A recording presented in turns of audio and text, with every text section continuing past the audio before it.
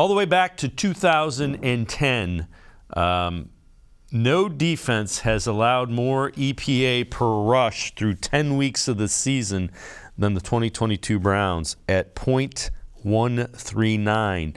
EPA measures how a team performs relative to expectations. So the last 12 years against the run, historically bad.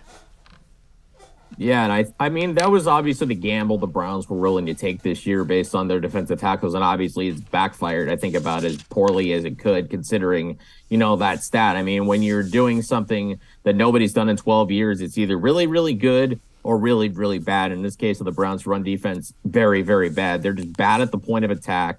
Those defensive tackles are constantly being blown off the ball, and when you have smaller, faster linebackers like Deion Jones, Jeremiah Owusu-Koramoah, when he's healthy, when you're relying on multiple safeties in those situations, you have to have defensive linemen who are going to hold up in the run game. They're not going to let those guards and tackles get to the second level easily.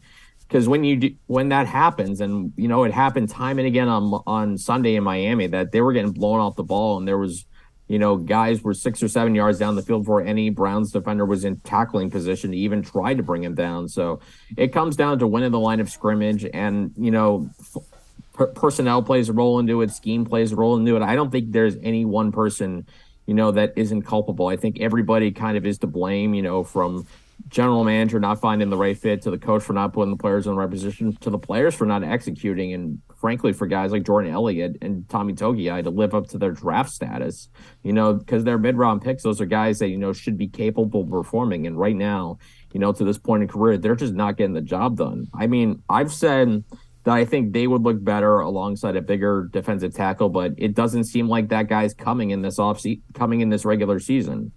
Well, the other thing is, in fairness, Walker and Phillips, two of your starters, gone for the year. Clowney has been banged up. Owusu-Koramoah has been banged up. Myles Garrett has been banged up. All right, we said all that.